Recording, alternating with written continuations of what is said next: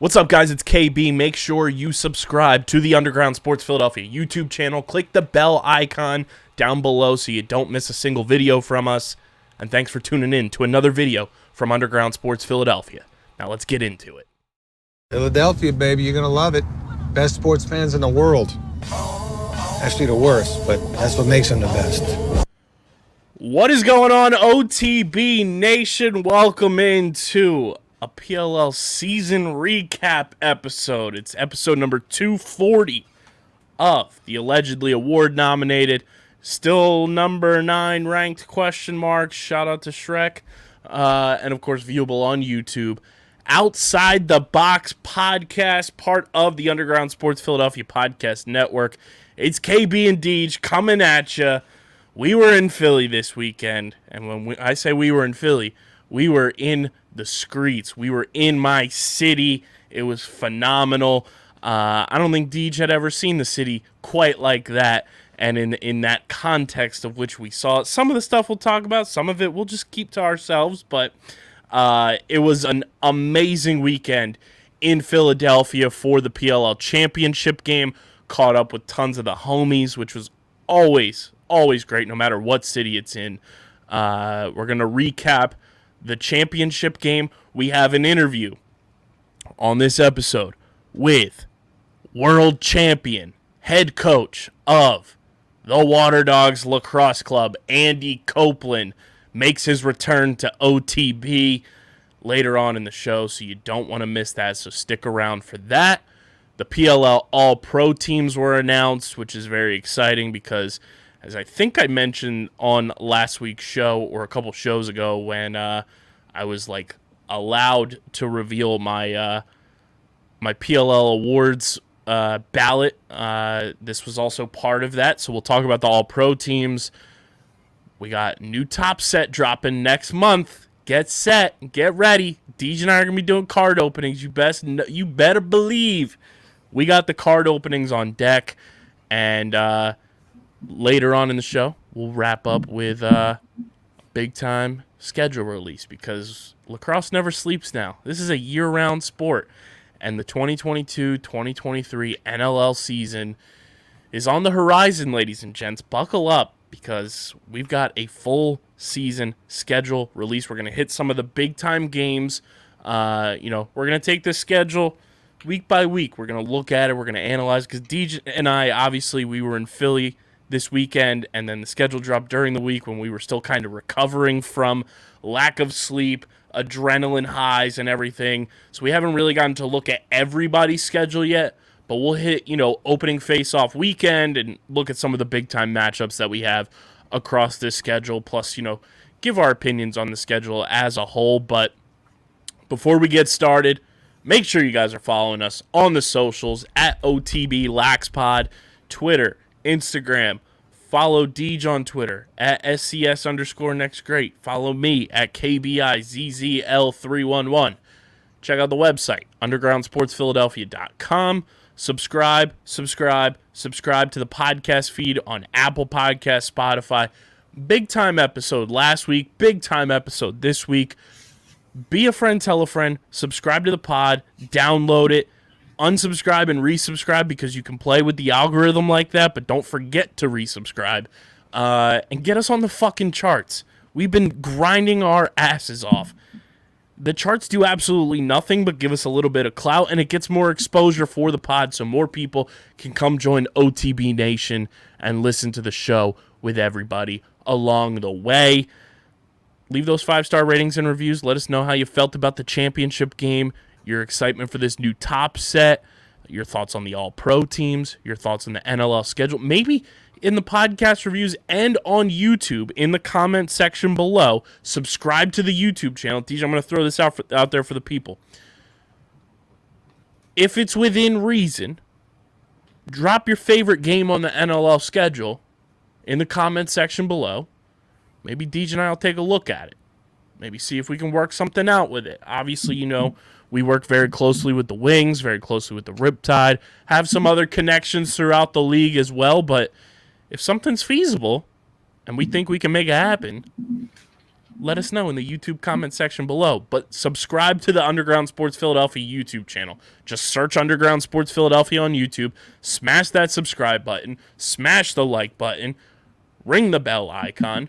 And comment down below your thoughts on the PLL season as a whole. Leave us your favorite NLL matchups of this season coming up. And anything else in between. But comment down below. Thumbs up only. Help us grow this YouTube channel. We're on that road to 1K Gauntlet Challenge. Deej and I still conjuring up. We're pulling from the lacrosse community, too, for this. So that's why it's taking us a little bit. We want to do this right. We want to have fun with our leg of the Gauntlet Challenge. Be a friend, tell a friend, and subscribe to the Underground Sports Philadelphia YouTube channel. Shout out to our sponsors who make this show happen. Tomahawk Shades. Just because summertime is technically and officially over doesn't mean the sun's still not out shining bright in your faces early in the morning, especially now with daylight savings time on the horizon. It's almost, spooky season hours in terms of, just sun is up early and then it goes away sooner. But that thing's beaming in your eyes in the mornings. You need to wear those Tomahawk Shade sunglasses. The blue light glasses have saved my life over the past month and a half with all the screens I've been staring at, all the lack of sleep I've had. It's really helped my eyes without straining them while I'm staring at TV screens, computer screens, and everything else in between. Go to TomahawkShades.com and use code USP for 25% off your order from our homies over at Tomahawk Shades. That's 25% off at TomahawkShades.com. Code USP for 25% off your order. Kenwood Beer. DJ, I don't know if you saw all the pallets that Kenwood tweeted out, and I subsequently tweeted from our network account at Underground PHI. Can't wait for the studio delivery. And they said, you're looking at it. So maybe we got some Kenny's on deck that I just have to go pick up from the boys. But Kenwood Beer, the official beer of the Outside the Box podcast of Underground Sports Philadelphia. Go to kenwoodbeer.com.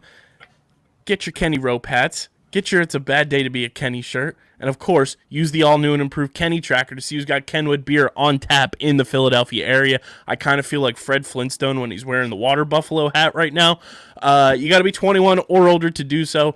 And, of course, please drink responsibly. And our homies over at Bino Board, every week leading up to the World Cup, they are dropping new country-inspired boards. This week, it's Spain. Spain's board gets dropped noon Eastern time by the time you guys are listening to this. So go to BinoBoard.com. And also, DJ, when we were recording Top Bins last night, very special text message alert. You can sign up for text messages with Bino as well. The net goals are back in stock. So obviously, the ones we've played with on the boards here at the studio, they have the plastic nets. Now the rope nets back in stock. Go to BinoBoard.com. They're only $7. $7 for them things. You got to get them. BinoBoard.com. Get your boards, accessories, merch, apparel, all that good stuff. BinoBoard.com. And all those World Cup inspired boards come with World Cup inspired carrying cases. You can't beat it. BinoBoard.com. Tailgate season's here. You're going to be the talk of the town, talk of the tailgate with a Bino board in hand. Code Bino USP for 10% off your order from our pals over at Bino. Deej, another PLL season is in the books. Officially your second season on the pod. Because I basically count last season as a full season for you. Essentially, just missed week 1. Because we didn't know you yet. But first full season, if you want to count week 1, in the books. And the Waterdogs, the first expansion team in PLL history, are your 2022 champions of the world. They hoist that brand new hashtag not our sponsor Cash App trophy. Michael Sowers, the MVP, gets the WWE PLL belt crossover. Well deserved, obviously, and some of the sickest merch coming out of this championship game. And up until we started recording, Deej and I thought we had the same exact shirt, but they're both different. And in a way, it's hilarious, but it's also very cool. These are the sickest shirts I have ever seen from the PLL, along with the shirts you and I ordered, because The Waterdogs championship shirt is one of the coolest fucking shirts I've ever seen. I'm not talking locker room shirt. There's a shirt, and this is not an ad for the PLL shop. It is just one of the coolest shirts that you need to go get your hands on. On YouTube, I'll throw a screenshot up of it and post. Waterdog with the trophy in its mouth. Coolest fucking shirt ever. If you're a Waterdogs fan, you need it. And if you're just a PLL fan, you need it. The dog reminds me of the dog. My computer did that thing again where it just shuts off and comes back on. The dog reminds me of the backyard series that they dropped. Yeah. Even though I don't think the Waterdogs were a part of that series. They were, because it was in the bubble. Yep. But it reminds me a little bit of that series. The Waterdogs are champs. And I gotta say, this championship team, while we got down with the 3.2% chaos squad last year, obviously, those are the boys for life. And I'm going to say this right here. Shout out to Chase Frazier, the boy for life. This Waterdogs team winning is really fucking cool for a lot of reasons, for the pod and for the league. I'm going to start with the pod, and I'm sure Deej, you'll piggyback on this and agree with a lot of what I'm about to say because we've talked about it off pod. But we were the first podcast to interview Andy Copeland after he got the job from the PLL. That week, we had Andy Copeland on the show to talk about getting hired, constructing this Waterdogs team. This was kind of still when my co-hosting, second chair was in limbo. Like, I didn't really have a co-host at the time. So I was like, let's just throw things out there and try to get as many people on the pod as possible. And Andy Copeland was like, yeah, let's do it. And from there, I had the utmost respect for him because he was like, yeah, let's jump on, especially when, and no knock to the Barstool Grind and, the PLL partnering with them. It's a fantastic thing to draw eyes to the sport. But when you have the biggest sports podcast in the world, kind of, being the face of your team from the jump, and you're hopping on the Outside the Box podcast to do your first interview, that's pretty fucking cool in my book. So from there, I had instant, respect and, gratitude towards Andy Copeland. He came back on after the expansion draft as well. He's going to be on this episode later on in the show. But just seeing the way that Cope has been able to take this team from unmitigated circumstances of an expansion team being formed, and then 2 months later, a worldwide pandemic hits everybody. They go to the bubble, and that's their first interaction as a team. And then after the bubble season, he brings it up in our discussion too. Make 3 big-time trades. You go and get Orion Brown. You go get Eli Gobrecht, and you go get Dylan Ward, who are all key parts of this championship team that really changed the trajectory of this Waterdogs club. And then you go get, some of these rookies like Ethan Walker last year, like Jack Hanna this year, and even in the bubble, getting Matt DeLuca was huge for them because he ended up getting playtime in the bubble. He played 4 games this year, I'm pretty sure, and then some parts of other games when Dylan Ward was out playing for the Mammoth, and then when he had his thumb injury. Like, they've put the puzzle pieces together in such a calculated way, and to see from bubble to 1 seed, disappointment as the 1 seed, to now getting in and getting hot at the right time and hoisting that trophy is really fucking cool. And I'm super thankful for Cope and his friendship and, just the support that he's given us over the years, and him being just a friend of the show, supporting what we do, along with a bunch of the guys on that team. Like, we got to hang out with the team afterwards, and especially Eli Gobrecht. Like, he's been a homie since day one, pretty much. I got him on the pod by tweeting a Book of Eli meme, and from there, he and I just clicked instantly, had so much in common, him being an Eagles and Flyers fan, that really, just bonded us together, and then seeing Eli go out there and really step up and be a big team guy, and switching on and off with Chris Sabia in the game between LSM and close defense. Dylan Ward, friend of this show, has been on the program before. A bunch of Waterdogs guys that follow us on Twitter, from Jake Withers, to Kieran Mcardle giving us a shout out in the press conference a couple of weeks ago for all the love we show him on Twitter. Charlie Kitchen, Ryan Brown before his Twitter account got hacked. Mikey Schlosser. It's really freaking cool to just, Rylan Reese. It's cool to just see how much support that these teams and these guys on these teams give us. And when you sit back and look at a team that is like the Waterdogs, where they were constructed from, the quote unquote scrap heap of guys that were not protected, and, then new influx of guys as well from the MLL draft and the actual college draft and stuff like that. This team's pretty freaking special, and it's a team that I think a lot of people will remember for a lot of different reasons.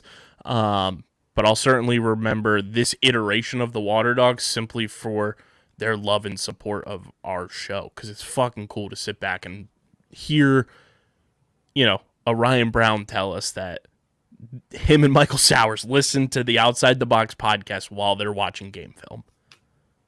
Yeah, I mean, it was it was cool just to hear what they had to say about us. They just got done winning a championship, and obviously the highlights on them, and so many of them took the time to come and show appreciation for us and the stuff that we do for them. So I just want to first express my gratitude, not only for that, but just for how Copeland and the rest of the team has welcomed me in as a media, just how they interact in press conferences has made it easier for me to, feel comfortable asking questions and feel like I'm asking the right questions, to coming on the pod and being comfortable here and just having general conversation, to seeing me after games and dapping me up and just, shooting the shit there. It all just makes what I'm doing feel so much more important and feel so much more worthy, and so much, it's so much more fun having that connection with them. And then just, yeah, like I said, just the time that they took to come and put spotlight on us after they just won a championship meant a lot, because it's dog, you just spent 48 minutes grinding your heart out to win a championship, and you're an entire summer, if on top of that. Really, if you want to put that into it, and you're over here spending 10 minutes to tell me how important my job is, you can't take for granted anything that they've said, and then you turn to all the work they've put in, and it's not, what we do is nowhere similar to what they've done in terms of the work they put in to be that good and play at this level and win, but it's similar. You started in a position where you didn't really have a consistent co-host, didn't know a lot about lacrosse because you never played, you were just getting into it, and you've built Outside the Box to what it is. I came in playing before, but not really having a lot in the community, in the professional game, to driving out to a weekend, blowing up, and ending up here. And it's just all the work we've put in has come to fruition pretty much with all the things that are starting to happen for us. And we see that same thing happen for this Waterdogs team, who's been getting passed on and, had their fails in last year. And now they finally put it all together and got the reward they deserve. Yeah, and I mean, you look at some of the guys on this team that don't get that spotlight, like a Steve DiNapoli. The only team in this league that has one captain is the Waterdogs, and it's Steve DiNapoli, who's been playing professional lacrosse for 12 years, gets over the hill here now and gets a PLL title. Dylan Ward, the only title outside of, the collegiate level. PLL title was the last, trophy to, kind of put in the case for an already Hall of Fame career, and he's still in his prime.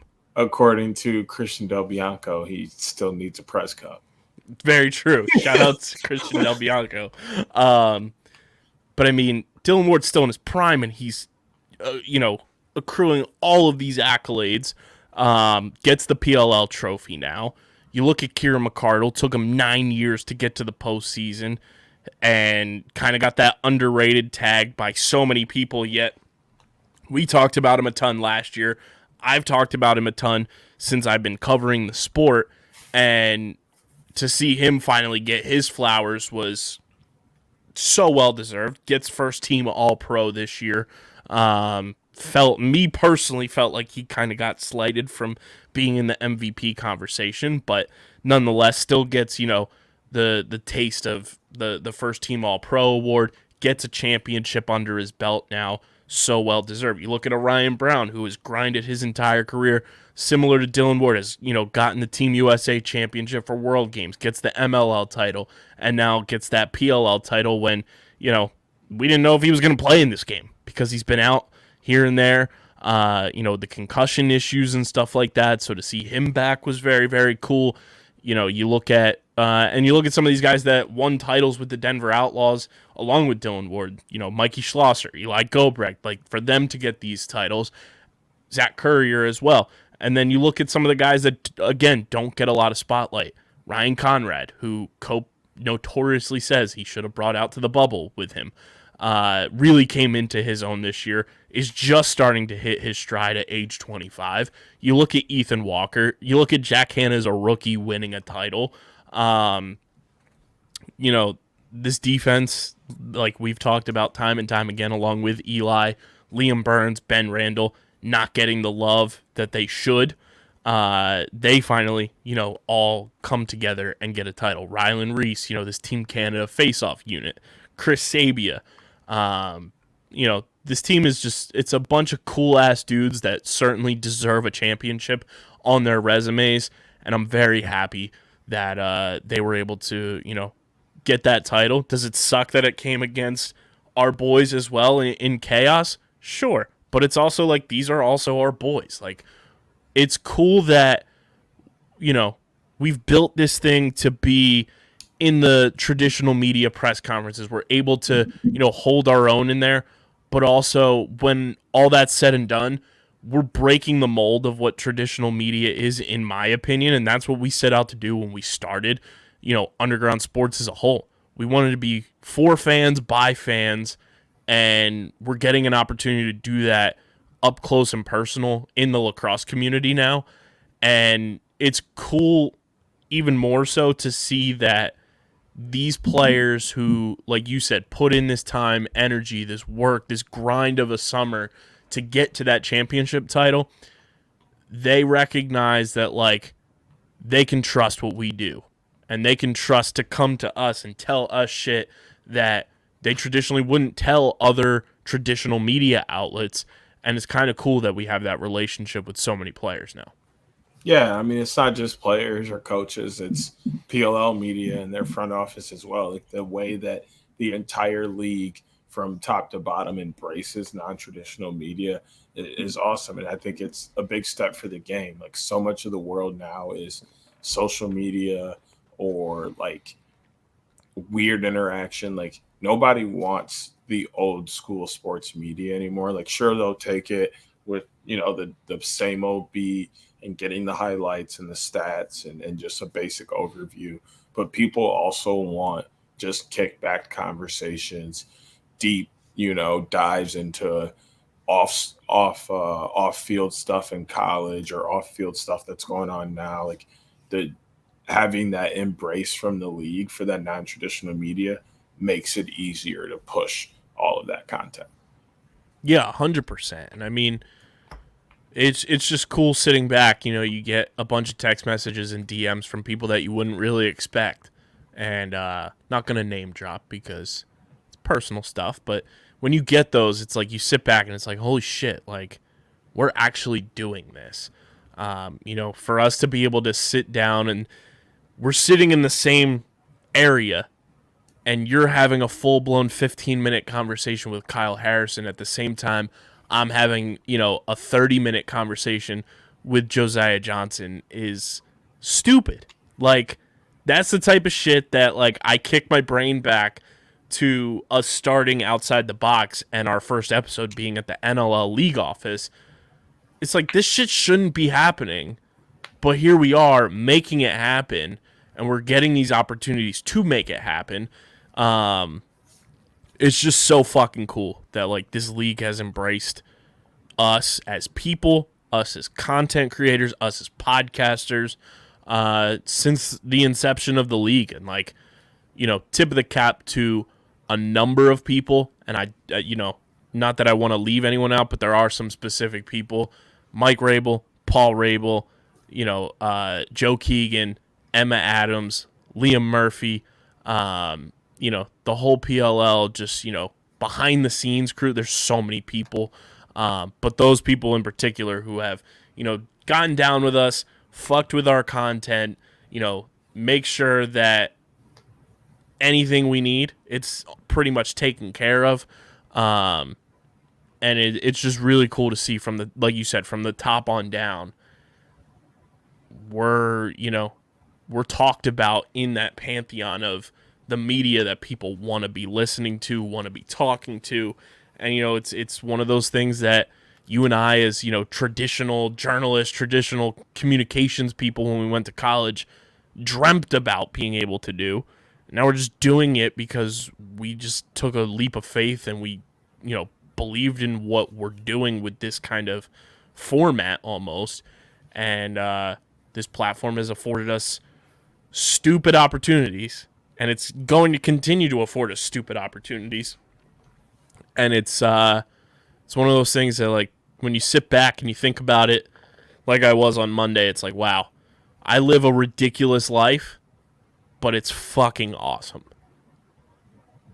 Yeah, like I think I took most of Monday to just reflect, and then I'm pretty sure I woke up Tuesday, and as crazy as this sounds, yes, I do still have Snapchat streaks at 23, but I just sent out a snap and I was like, I really am this shit. Like I'm living the life I said I would, and I don't say it often, but like I'm gonna start living in it because I am. I'm the shit, and that's what it is. Like it's just awesome to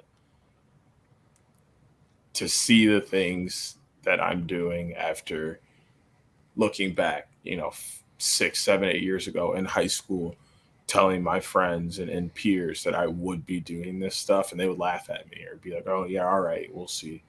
But just to be able to do it and know that most of them don't know I'm doing it, but Chase Frazier listens to every pod before he gets on the bus or the airplane. Knowing that is all the things in the world I need to know. Like it's so awesome to know that when I sit back, I can be proud of myself and be happy with what I'm doing. And I'll say this too, because it's also very cool. I caught some shit from the boy, another one that has embraced us fully from day one, loves what we do, gets down with our content. The one and only RJ Kaminsky at Media Day was like, "When am I coming on the pod?" And I was like, "Bro, you've been on the show before." And he was like, "When?" And I was like, "August 8th, 2019. He's like, "It's been 3 years?" He was like, "Must have been a terrible appearance." So, like, hearing that, too, one, RJ will be back on this podcast sooner rather than later.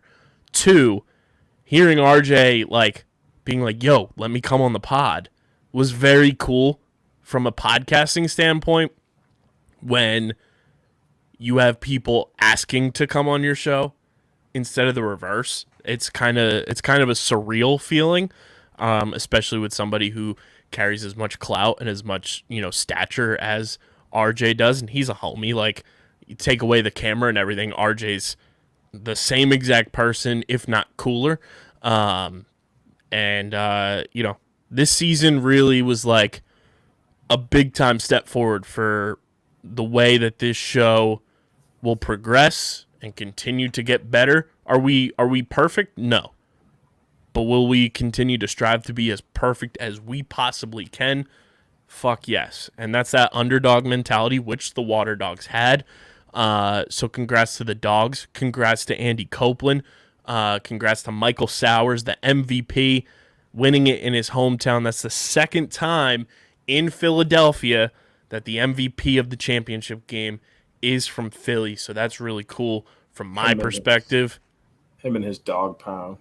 Him and the dog pound. Yeah, the dog pound now officially belongs to the Sowers family and company, and the Waterdogs Lacrosse Club. That is their fan section. I don't want to hear I don't want to hear any gripes about it. The Cleveland Browns have lost that title, in my opinion. Or do they? The Waterdogs are now the dog pound. 29-14. I was even 17. Saying it before tonight. 29-17.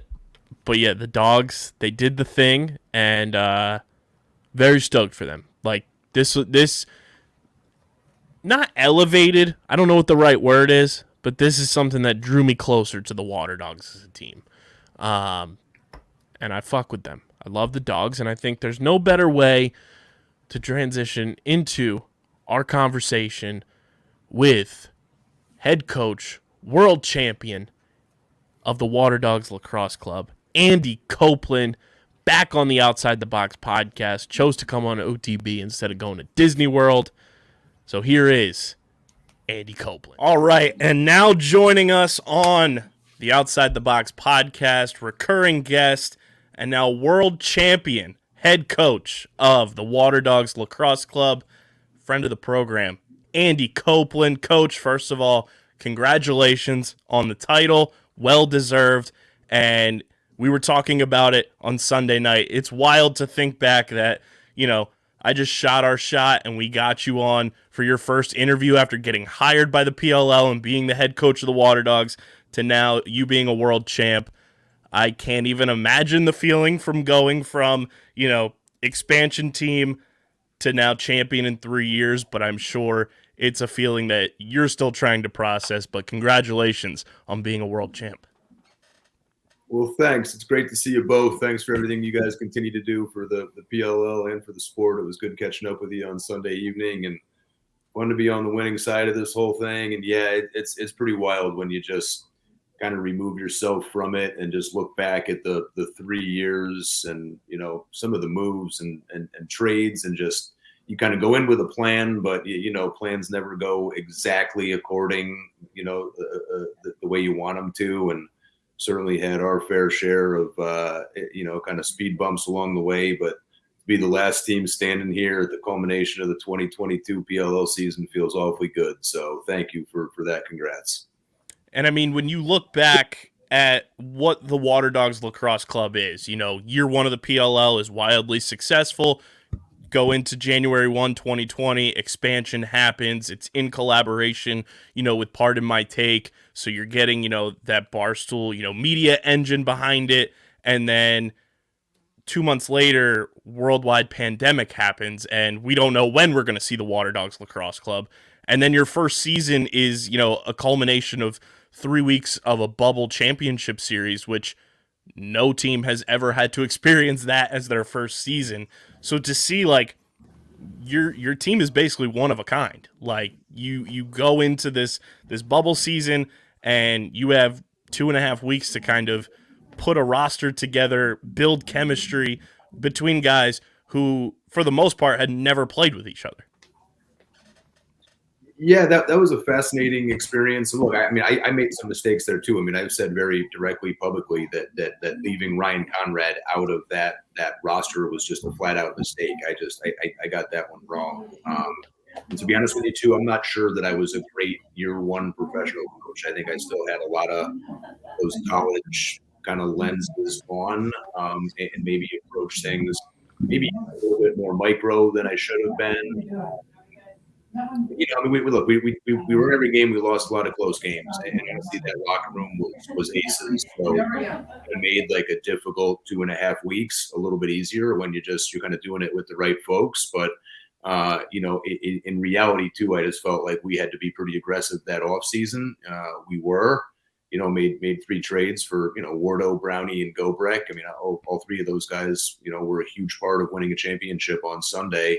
And then honestly, I think we got maybe a little bit fortunate too with, kind of the timing of the MLL and PLL's merger there and, that entry draft, in which case we were able to secure Burnsy and Schlosser and Randall. And then I guess we got Sowers and we got Walker from that collegiate draft there too. So, that year 1 to year 2 step was a real pivotal one. But look, it's awesome. I mean, the 3 years probably is even a little sooner than I thought it might be able to happen. So, our locker room deserves all the credit in the world. Those guys are money, man. And you just look at this locker room too, and it's a cast of characters. You brought up a bunch of them just there, but like seeing how quickly, with the trades that you guys made from year 1 to year 2, seeing the rookies you bring in, with Ewok, and you bring in Michael Sowers, who for the most part, is essentially a rookie this year, missed all but 2 games his rookie season. And then you bring in somebody like Jack Hanna, and you just see how quickly this locker room was able to mesh and how well they get along and how, cohesive they are. Just how special when you kind of look back and look at it from that lens of just how well this team meshed and clicked together from just a camaraderie standpoint. How cool is that? It's really cool. And I'll go back to, Coach Childs, the head coach at York. I think he put something out on social media of like the various colleges that everybody from the Chaos and the Waterdogs had went to, and the fellows who were playing on championship weekend. And I mean, you got York, you got Hofstra, you got Bellarmine, you got Ithaca, you got St. John's. Like look, and we have Princeton, Duke, Maryland. I mean, we have some of the big boys and all that stuff too. But I think between Coach Sowers and myself, we were similar in our approach in the sense that we didn't really care about that stuff. You just wanted the right people on the bus and guys whose kind of chemistry is both on field and off field might kind of create a little bit of connectivity. And I love our locker room, and I know Coach Towers loves his locker room. So you kind of saw the spirit and the energy behind that, just kind of on a competitive landscape on Sunday. But like I said, just awesome to feel like we're able to get this one done. I guess I've won conference championships and regular season championships and all that kind of stuff before, but I've never been a part of a team that really was the last team standing, and that's an exceptional feeling. Usually seasons end in a loss, right? And for that not to be the case is pretty special. When they handed you that brand new Tiffany and Company trophy, what was going through your head the first time you got your hands on it, hoisted that bad boy, and knowing that your team, the 2022 Waterdogs Lacrosse Club, is the first one to earn that trophy, has to be pretty special. Yeah, well, it slipped originally, so there's like champagne. I'm getting champagne in my eye. I'm blinded, and then all of a sudden the trophy. I'm literally just like, all right, I can't drop this thing on ABC. Like that's a terrible look. So you had to readjust a little bit, but once we had a firm grip, it was unbelievable just to see the smiles and the happiness. I mean, I just say anybody who's coached at any level, that's why you coach. That's as gratifying of a feeling as you can have, just to see the guys that I guess you kind of in charge of leading that happy. It's a really fulfilling moment for me for sure. And I think Deej, some of the Waterdogs boys listened to our championship preview pod because Blaze Reardon brought up that even though the trophy this year is not a cup, might be able to luge off of the thing, and they certainly did some luging off of the new championship trophy. Yeah, I saw that. They had a great time.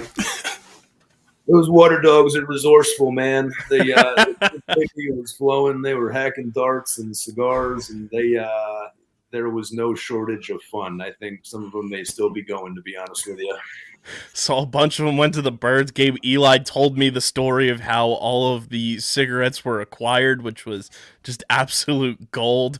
But we were talking on Sunday, and we were talking right before we started recording. You said you had over 400 text messages, bunch of social media notifications. Was there any that stood out to you that you didn't really think would have ever happened in terms of either a text or a tweet or an Instagram message or something that it was like you kind of had to step back and be like, whoa, this person's congratulating me for winning a championship?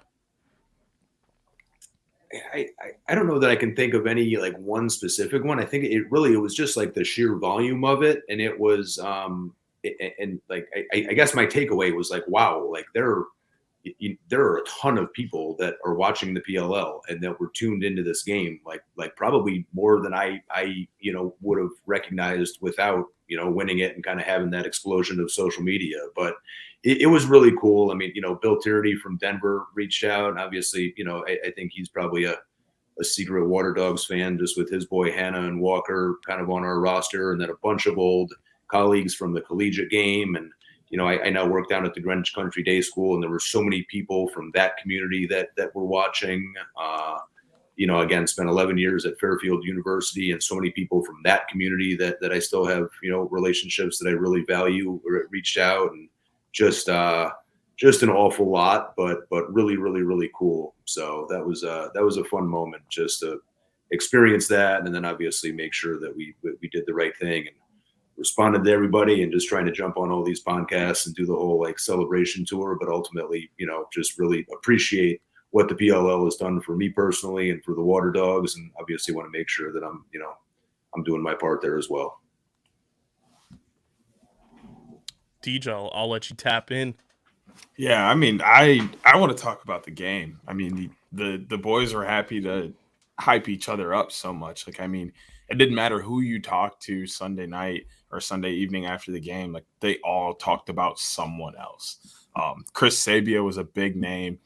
He seemed to have stepped up, played a big game. Obviously, I'm going to just break the ice and come up and talk about that play at the end pretty much to start. A lot of people felt like it was high, a little late. What was your perception of that play and just overall how Chris played throughout the day? Sabia was unbelievable. I mean, we moved him down low. We knew Cloutier was a starting attackman. He's a big boy. He got one against us late, but we just tried to kind of go size on size there. And I think that's when we first started building this thing. I mean, it's been said at great lengths, but versatility was a huge part of it. So him having the ability to go from up top to down low pretty seamlessly, I thought was awesome. Honestly, I thought he played unbelievable. I mean, there are two of his slides and hits, and he's a physical guy, but my opinion on those two hits, I honestly thought they were clean. I mean, a little bit of the extracurricular stuff, both at the end of the first quarter and at the end of the game. I mean, disappointing that it happens, but I also understand that's part of professional sports. And, some of these guys, either through Team Canada or just competing indoor, outdoor, like they have relationships that have been around for a long while, and that can be either a good or bad thing. But you certainly saw some emotions flare up at times. But look, I mean, Matty Palin and his crew, I thought, did an unbelievable job at the end of the day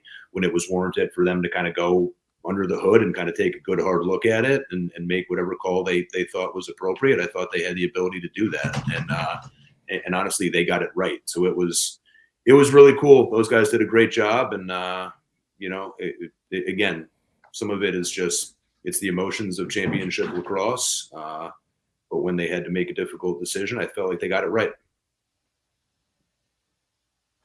Obviously, you have Dylan Ward in net. I mean, two championships in a row. He's won at every level besides NCAA.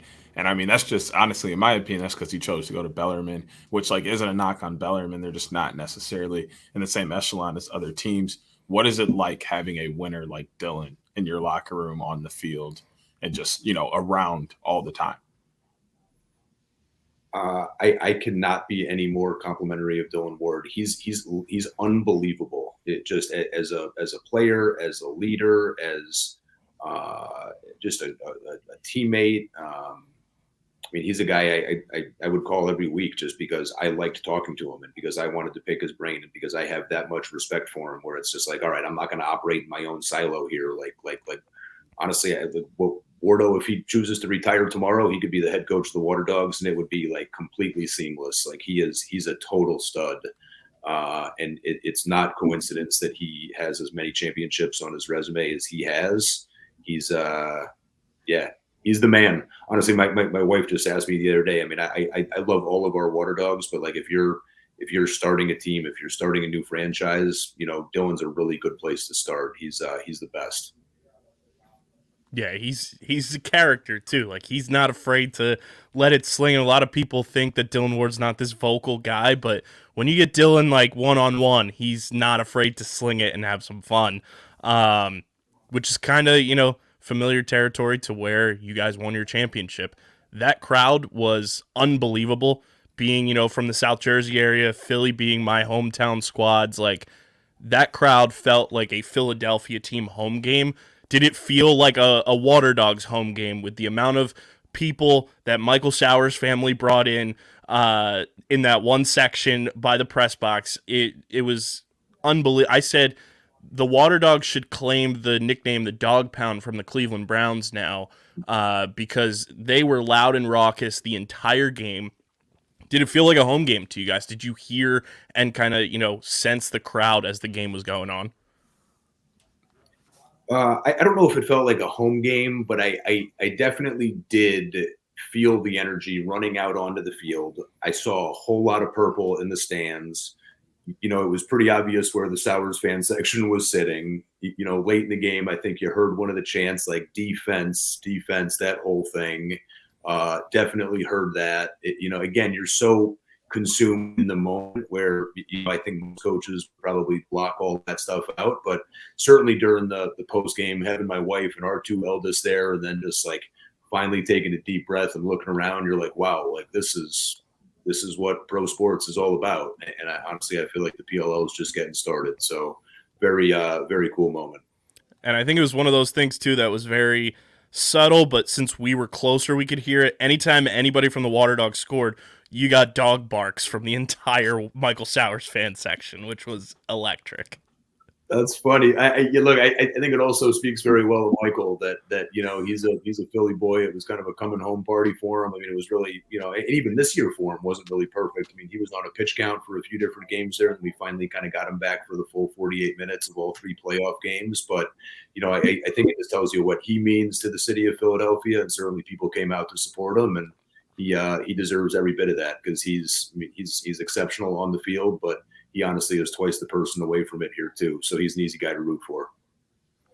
And during media day, and I think on Sunday as well, Connor Kelly was brought up a ton, and obviously he's the first player in Waterdogs Lacrosse Club history from the expansion draft. And a lot of people were, confused by CK being number one. But if you're a true, lacrosse fan and know the talent that Connor Kelly brings to the table, you understood that pick. And seeing just his development from your perspective from year one, him winning a championship with the Whip Snakes and being part of that core, to them being able to, pry him away, and now he's been with this Waterdogs club since. Just talk about, his versatility and what he brings to this locker room, to the field for you guys. And, it's got to be pretty cool to have the regular season 2-point goal scorer leader on your squad with Connor Kelly this year.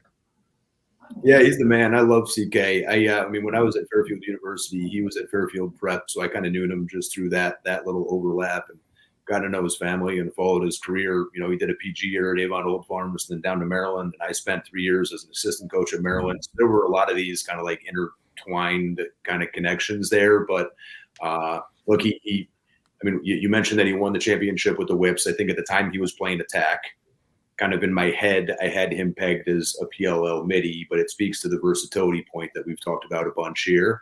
And I just felt like, at the time he was young and he was just getting started with his professional career. And he had a huge upside, and he was like an easy kind of building block to start with and to try to build around from there. But, on that day, I remember standing in I guess it was NBC Studios, and it was with Boyle and it was with Burmeister, and going through hair and makeup. And I think there were 5 guys that we drafted that day that were on the stage with us here on Sunday. And it wasn't just CK. It was Mcardle. It was Sabia. It was Conrad. It was DiNapoli.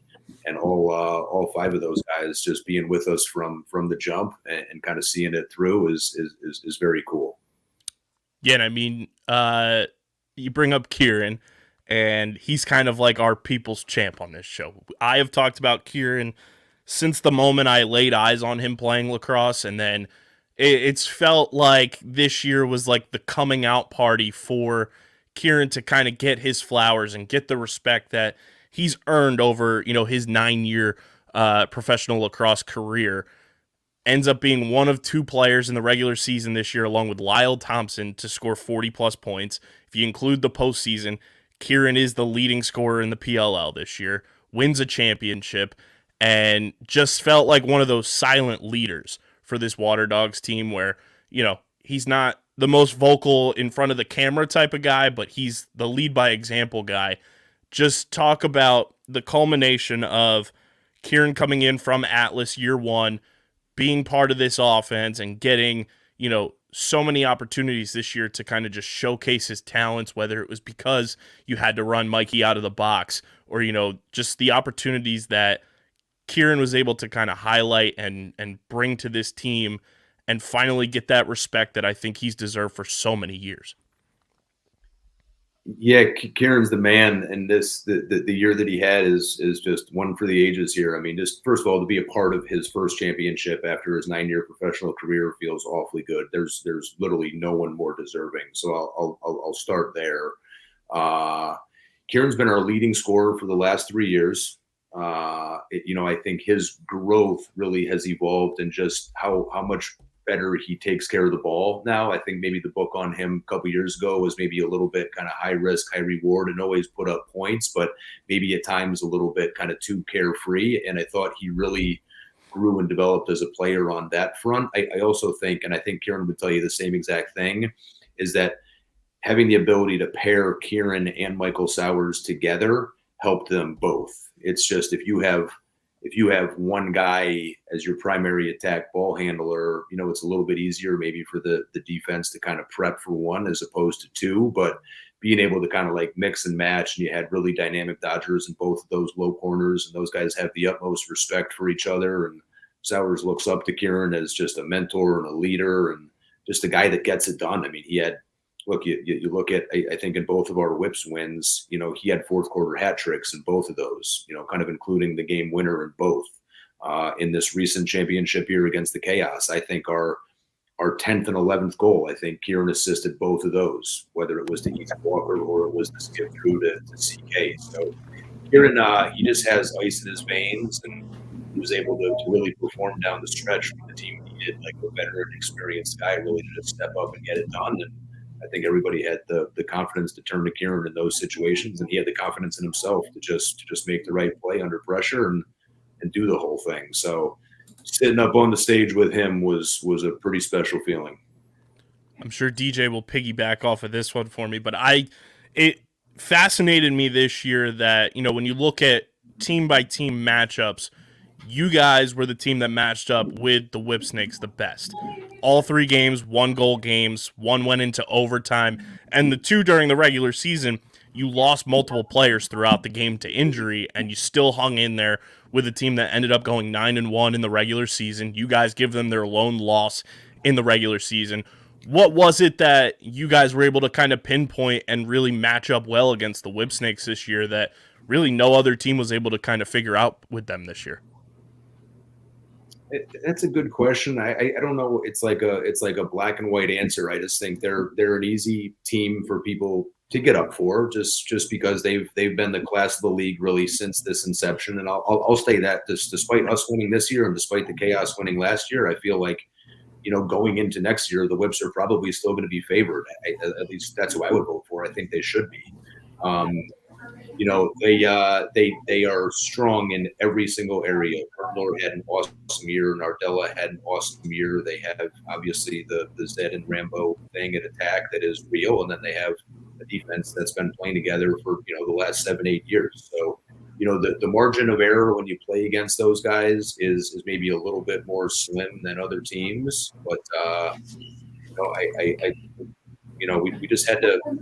I don't know that we really changed. I just think you kind of made a couple plays here and there when you needed it to. And I thought our defense in all 3 of those games was really good, kind of holding them to the number that we held them to. I think it was over 10, 11, something like that. So they deserve all the credit in the world there. And when you play the Whips, man, you got to be up for it because those guys are the real deal. So there's no special game plan defensively. I'm more of a defense guy, so I could care less about offense. That seems real simple. Pass the ball around, shoot, it goes in. There was nothing special defensively that you guys tried to do against the Whipsnakes? Honestly, like those practices, you know how good they are in those slam pick situations, those kind of goal line picks for Rambo and Zed. So you obviously highlight those. You practice how you want to play that and where's the pick and how close or far is it from the crease line. And we talked about that ad nauseum. And to be honest with you, you walk off the field, they're still scoring, a few of their goals that way. It's just that's kind of their bread and butter, and they're really confident in those situations. And then Brad Smith in the midfield is a whole different animal. He's an exceptional athlete who's downhill and two-handed, and him in space is the nightmare. And then Cheney obviously is a stretch shooter that you have to account for. And then, they just had some other lefties between, Brian Cole and Jacob Boyce and Jackson Reed, who's, a Canadian who's really good at two-man stuff, and he's a really good picker. But to be honest with you, like we start with just our on-ball defense. I think at this level, if you overslide, you really could be hurting yourself. But we just talk about when you make a decision, like let's be decisive in our actions. The whips of all the teams out there, if you kind of go halfway, and if you just kind of get stuck in no man's land, they're going to shred you. So those were a couple of the coaching points there. But we all have different kind of makeups. I think we're self-aware enough too to know what teams are talking about and preparing for when they play the Waterdogs. So everybody's built a little bit differently, but yeah, those whips guys are awesome. I did see a cool tweet from one Liam Murphy. You guys are the first PLL team to win a championship while wearing a dark color or an actual color jersey. Every other champion beforehand had worn white and won the championship. Interesting. Yeah, that's not one of those things that I would have known without hearing that straight from your mouth there, but we'll take it. I was like, reverse the curse there, because I was wondering, what I love, like the jersey kind of matchups in championship games. I like seeing that decision making because I'm a big, if you look good, you feel good, and if you feel good, you play good. And I was wondering what the decision was going to be, and when I saw Chaos was wearing, their white jerseys, I was like, all right, let's see if the Waterdogs can reverse this script here and win the title, and you guys did. Pretty cool. Well, yeah, these guys love the swag. I love the swag, so we'll certainly wear it proudly now. And I got a piece of the net, and then the white championship hat and all that. That stuff's going to, that's pretty special. That's going down in the man cave here for sure. Plus, your guys' jerseys next year, you'll have the crown on the PLL logo. Oh, how about it? Yeah, I didn't even know that, but I'm sure that ring ceremony will bring back a lot of pretty cool memories. How cool will it be if the PLL goes back to Fairfield, which I would be shocked if they don't. That weekend was unbelievable. How cool would it be if the ring ceremony for you is at Fairfield? Yeah, I mean, we touched on it before. It would just be another like really cool full circle moment. Just being back in that locker room at a place that I'm obviously familiar with, and a place that I really love in so many different ways. Kind of being at Fairfield when Rafferty Stadium was built, getting to know the Rafferty family, kind of being a part of that whole thing, and then ultimately getting a professional ring there. That would be a pretty cool moment for me for sure. But wherever that thing goes down, I will be wearing that thing proudly because I said it. I think this with the inside of the Cross guys, but just outside of marrying my wife and the birth of our 3 kids, that was one of the most special days of my life. So really, really, really fun. So what's Andy Copeland do next? Champion of the world in the professional lacrosse realm. What's on the docket now that the off season is here and you can kind of soak it all in and realize that you are on top of the world now? Oh, well, that's very kind of you. I might play a little bit of fall golf. And then honestly, I work down at the Greenwich Country Day School, and that's another place that I love. And, I'm kind of building the high school program there, which is a little bit different from building a professional lacrosse team. But, there are also some similarities there too. So those kids down there are going to get my full attention. And I would like to build that thing into a winner here as well. And yeah, just really enjoy this one, get some family time. But we are just as a family, we are all lacrosse all the time. So I won't be escaping the sport that easily. Deej, any final thoughts for the world champ? I'm trying to think if I have something. I normally have something at the end to just lighten up the vibes. I don't think I have anything today. All right. Oh, wait. Cool.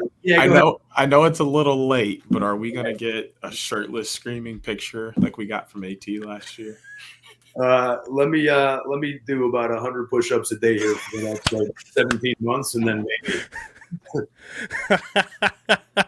Absolutely incredible. Coach, we're thrilled that you chose to come on Outside the Box instead of go to Disney World to celebrate your championship. We can't wait to, see you up in Albany, if not sooner, as you guys get set to defend your title next summer, but couldn't be happier for you. And anytime you're down to come on OTB with us, you are more than welcome. The floor is yours. And congratulations again, 2022 World Champion head coach Andy Copeland.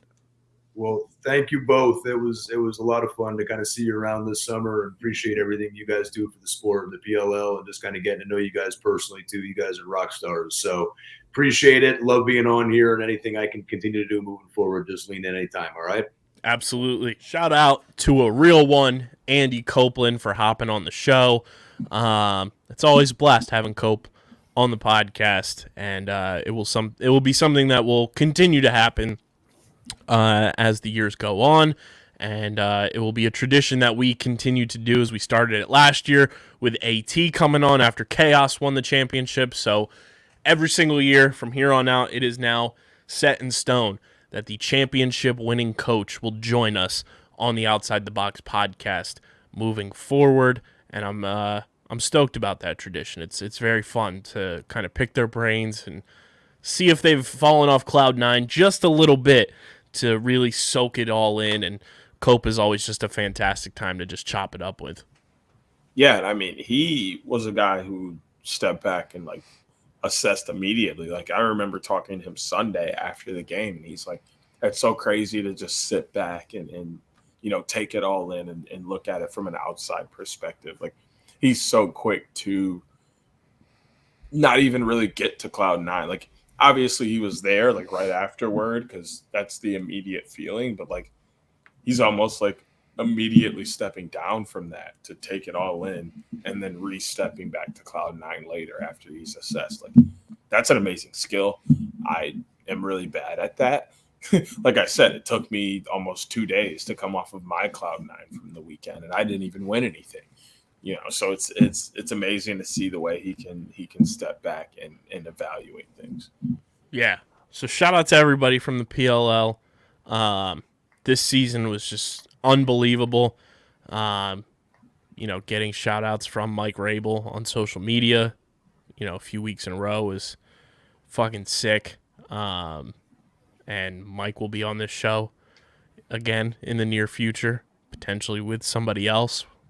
But what a season 2022 was, and I'm already counting down the days, Deej. Even though we have a full NLL season ahead of us, I'm already counting down the days to, June 2nd, 3rd, and 4th, whatever the dates officially will be, and being back in Albany, New York for opening weekend of the PLL. I am tentatively going to opening weekend. I am sad about that, but what that does mean is I should be available for a Baltimore-esque area, Long Island-esque kind of deal instead of opening weekend. So Jimmy Seafood may be getting a call from your boy. The boys. But yeah, regardless, I will definitely be in Albany. Albany has really turned into one of my favorite cities. Not to get too off track from the show, but thinking about, next season, even though it's so far away, Albany's really turned into one of my favorite cities to be in. It's a gorgeous place. Don't know if I'd ever live there, because it is pretty far from the mainland, but Albany's a beautiful, beautiful city. So excited for first weekend in June already, to just get back out on the road. Being out on the road too, I don't think we talk about this enough. Yes, is it grueling? Is it daunting sometimes? 100%. Is it expensive? 100%, 120%. But I think it's one of the, it really, like, yes, this sounds corny, but you feel like a fucking rock star out on the road almost every weekend. And, like, just traveling with the boy and just taking in different cities every single weekend is a really cool experience that not a lot of people get to do. And are a lot of these cities super close to where I live? Absolutely. Just being, Northeast located. But, if you told me when I was 18, 19, 20 years old that, hey, when you're in your mid-20s, you're going to be able to go out on the road every single weekend of every single summer starting in 2019, take a break in 2020 because the world's going to come to an end for a little bit, and then 2021 and 2022 pick it back up, I would have said you're kidding yourself. Yet here we are doing the damn thing, and it's one of the coolest fucking experiences. So I encourage anybody who is like in this media game, wants to be in this media game, and is especially in the lacrosse media game, go out on the road for a little bit and cover the PLL. Will it be expensive? Sure. Save up your money. I work a day job still. Deej is working a career job. Like, this is not our full-time jobs yet. But, put some money aside and experience 2 to 3 weeks out on the road. Like, this summer meeting Tommy Birch at 19 doing what he's doing is fucking awesome. Because at 19, I couldn't have even imagined going to 3 PLL weekends the way that he did. So, like, if you're in that stratosphere, just fucking do it. Because it's so worth it. It's so rewarding. You meet so many cool people. Like, this postseason run in particular of this season was some of the coolest and most, like, memorable weekends of my year. Simply because we were surrounded by cool ass people. And I'm even taking Philly off the board. Going back to Boston, for the postseason, like just hanging out with Dan, Hutton, Sarah, me, you, like that was just cool to be able to kick it with some of the coolest lacrosse media people out there, some of the brightest minds out there, and just hanging out as friends was like a kick-ass experience that like certainly will not take for granted. Yeah, I mean, like it's a great opportunity to take. Not only are you watching great competition, a great sport, and learning about it on the fly, if that's the case for you, or continuing your love for a game that you already have, you're also getting a chance to domestically travel, which is not easy, but it's also like it's giving you easy destinations to go to check off your list because you don't have to really organize anything. Like, sure, we probably could spend more time in these cities after games. We're just wiped. But in actuality, you don't have to really plan much. You might be able to plan 1 or 2 activities for each day, but your day's planned out for you. You get there, you do the games, you go back and you chill. Like, boom, your day's planned out, and maybe you add an activity. And now, you've gone to, even if you only go to 4, even if you go to 2 to 4 weekends out of the year, you've gone to 2 to 4 new places and experienced new things. And you're growing with a sport that's growing, which means you could possibly fall into an opportunity that has opened up because the sport has grown to where it is. And all because you've put in the time and showed your loyalty to something that was growing. They're giving you the opportunity back and giving you your flowers while you deserve them.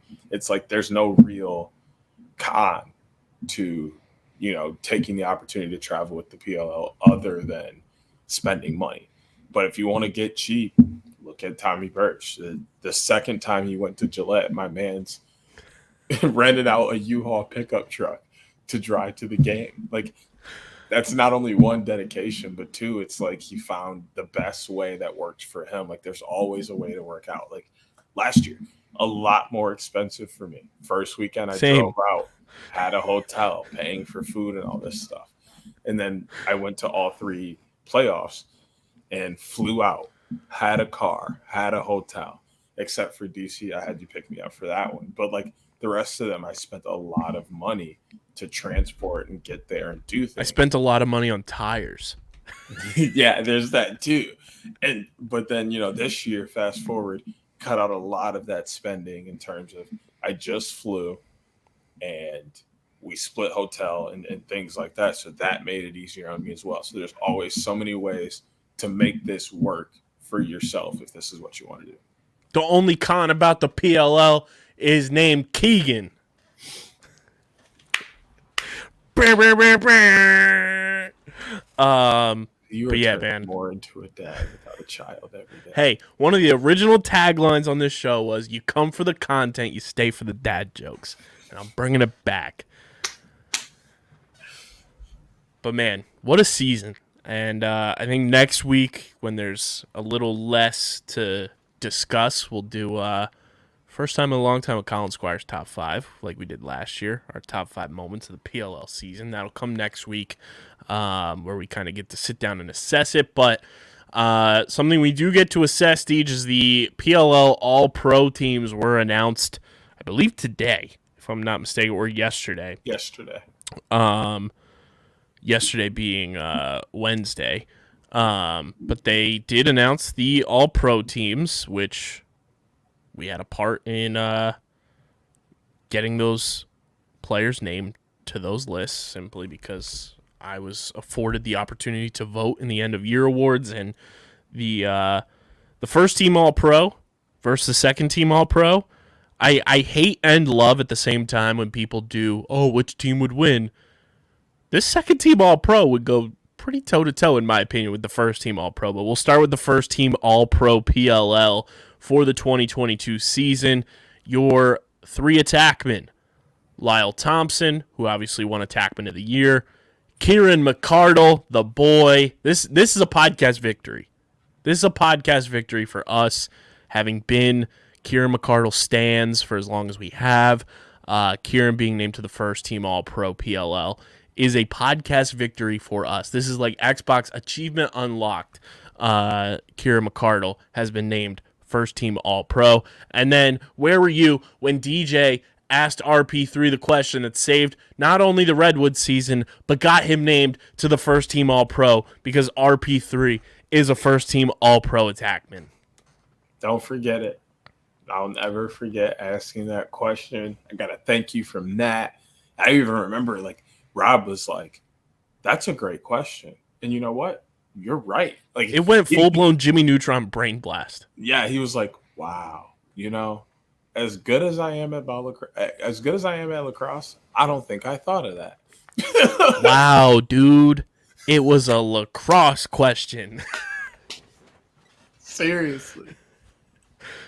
So those are your 3 All-Pro first team attackmen. Your middies, your midfielders: Tom Schreiber, who obviously won Midfielder of the Year; world champion Zach Currier; and I think this is the most shocking of the first team in terms of, getting the nod, but Brad Smith gets the nod, and I'm not mad about it. I just was it was kind of like a pleasant surprise that he got the nod over Charlie Bertrand and or Connor Kelly, but we'll talk about them with the second team, obviously. But Brad Smith had a phenomenal year for the Whipsnakes and really made that midfield and made the way that their offense was able to click possible.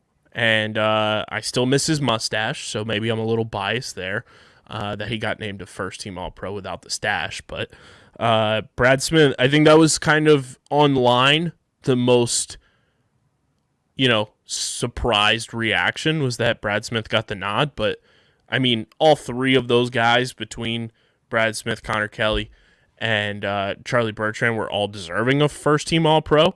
But I think Brad also kind of got the nod because the Whips went 9-1. I don't know if it was necessarily 9-1. I think that was like the final oomph to push it over that. Like he was part of the success of a team that went 9-1, and his success was the most on display in that midfield group for the Whips. I think it was more of because outside of us, I think a lot of the people who got a vote listen a lot to coaches and what they have to say, what they think in coach talk. And a lot of coaches brought up Brad Smith's name, especially toward the end of the year, a lot more than CK and Charlie Bertrand. So I think that may have had a tip into it. Is like, even if Brad Smith wasn't scoring, he was taking up attention, and teams had to scout for him and set a game plan for him.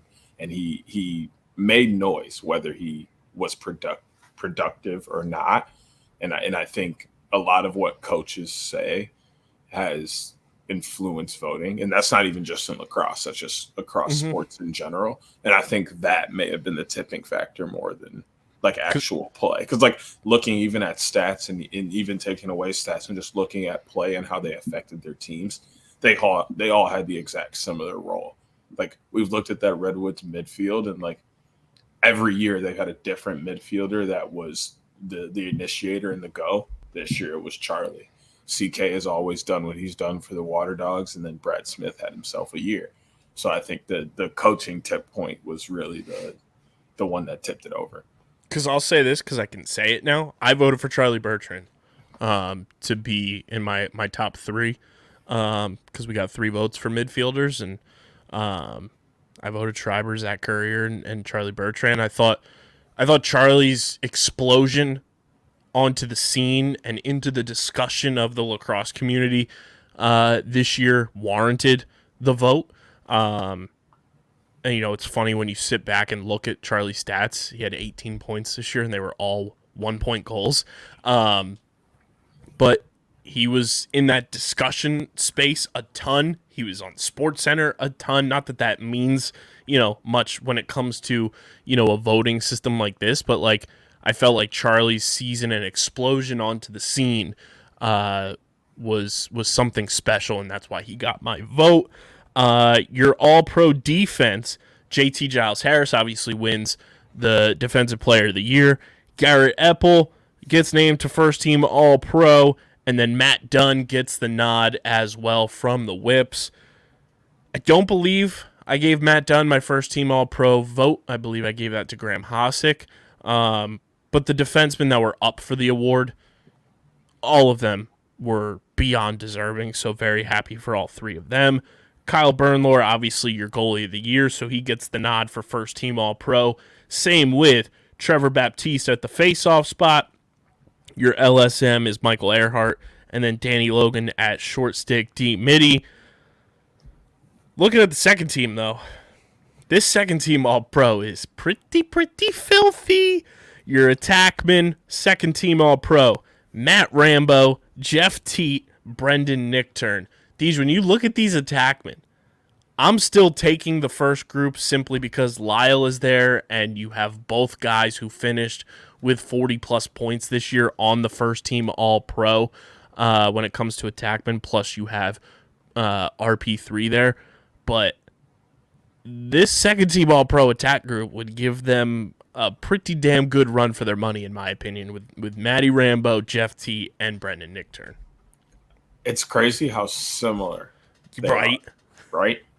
Nichtern and RP3 are both very good quarterbacks.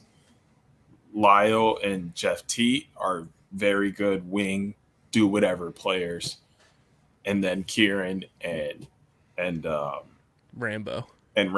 are wing guys who can dodge, but also have very lethal shots. Like, you can't go wrong picking either one of these, and I can't tell you if one is really better than the other. I think it depends more on who you have in your midfield and what the rest of your team is constructed like. Well, the second-team All-Pro midfield looks like this. It's Charlie Bertrand, world champion, 2-time champion Connor Kelly, who also led the league in 2-point goals this year, and then Dane Smith as well. Again, this midfield is disgusting. Like, you go toe-to-toe with the first team All-Pro midfield with this group. I would not, knock you if you said, hey, I'm going to take them, because they're pretty filthy too. Yeah, I mean, this is, when I was looking at it, I was like, this is the most even 1-2 in a first and second team I've ever seen. Like, you can interchange pretty much every position going top to bottom, outside of probably face-off, simply because he won MVP and everything he did for his team this year. And then you look at the defense. You got Mike Manley, Graham Hosick, and world champion from the Waterdogs Lacrosse Club, Liam Burns. Very stoked for Liam to get the recognition he deserves. Liam was one of the first players I covered since he started his NLL career with the Wings, and it's just very cool to see his career blossoming the way that it is. Your goalie, Blaze Reardon. Your face-off athlete, Joe Nardella. Your long stick midfielder, CJ Castabile. And then your short stick D-midi, friend of the program, Ryan Tarafenko. Like you said, this is the closest in terms of talent and just, one for one. You replace them, you're still staying just as good. From first team All-Pro to second team All-Pro, I think I've seen in any sport, like, ever. It's crazy how talented and how unbelievable of seasons every athlete on these first and second team All-Pro teams had. That's just how good the league is. Like, you don't see that in any other league. Like, there is normally a drop-off between first team, second team, third team. But, like, there's so much talent in the league, and they're so good at that. You look at Lyle Thompson, Kieran Mcardle, Nick Turn, those guys going for 38, 40, 35, 44 points in a season, but also looking at Graham Hosick, JT Giles Harris, Matt Dunn, Garrett Epple, shutting those guys down for complete games where they're not scoring. Like, looking across the board, and even guys who didn't make this list had great years, and looking at other professional seasons, if they put up those numbers, their first team in those seasons. Like, it's great to see how much talent is spread around, knowing the league is headed in the perfect direction. Yes, shout out to the All-Pro teams, which I'm sure they'll be on some Topps cards. The new top set officially dropping next month, and I'm just going to put this message out there because I know he listens. Uncle Mike Rabel, please hook the boys up. Send us some boxes, because when we opened our cards on the YouTube channel, it's one of our most viewed videos on the channel as a whole. I'm very excited for this set. We touched on it 2 weeks ago, I believe, when the news first broke, or maybe even 3 weeks ago now. But I'm very excited for this. Can't wait for these new cards. They all look beautiful. I'm excited that, there's some relic cards in there. And you already know we're going to have a live stream opening of all of our cards and everything. We're going to get the setup going. And new top set next month. So, obviously, the initial tentative date was September 28th, so that won't be happening. But next month, so October, perfect for the boy. Birthday month, let's go. New top set. Scale of 1 to 10 excitement is like 15. Dude, I don't even have an excitement for it. It's infinite. It's literally infinite, because I know I'm going to buy a bunch of cards, and I'm going to get some sweet stuff. And to know that we've kind of we've reached the hobby level pack, so that means it's going to be more consistent. We can know what to expect in boxes and things like that. It's starting to become exactly what we wanted the lacrosse trading hobby to become. Yeah, I'm super pumped, and I got some cards here in front of me from past packs that we've opened. Obviously, my 3 of 5 Eddie Glazner is here in the studio. Got the Colin Squires is obviously here, and I'm still out here because everyone who got the replacement packs, I'm putting this bat signal out there. If anybody was the lucky human to pull the 1 of 1 Colin Squires card, please reach out. We want that card in our studio. So please reach out. Would love to just sit and negotiate if it is out there. 1 of 1 Colin Squires replacement pack card, if it does exist, which I'm sure it does. I'd be surprised if it doesn't. If it exists, please hit me up. Slide in the DMs at OTBLaxPod, because that card needs to be on one of these bookshelves in Underground Studios, because he's the boy, and need that card in our collection.